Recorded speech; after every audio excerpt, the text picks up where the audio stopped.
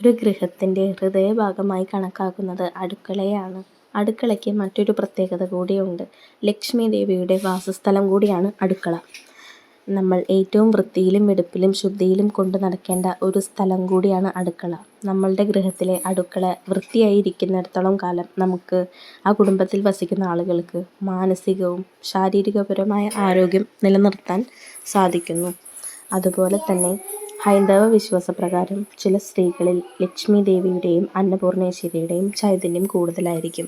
ഇത്തരം ഗൃഹങ്ങളിൽ താമസിക്കുന്ന സ്ത്രീകൾ കാണിക്കുന്ന ചില ലക്ഷണങ്ങളെക്കുറിച്ച് ഞാനൊരു ലോങ് വീഡിയോ ചെയ്തിട്ടുണ്ട്.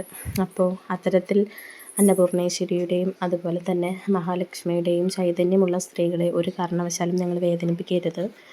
ഒരു കാരണവശാലും അവരെ വിഷമിപ്പിക്കാനോ ദുഃഖിപ്പിക്കാനോ പാടില്ല. അപ്പോൾ ഒരു ഗൃഹത്തിൽ നമ്മൾ ഏറ്റവും ശുദ്ധിയിലും വൃത്തിയിലും കൊണ്ട് നടക്കേണ്ട പ്രധാനപ്പെട്ട ഇടമാണ് അടുക്കള. അത് മറക്കരുത്.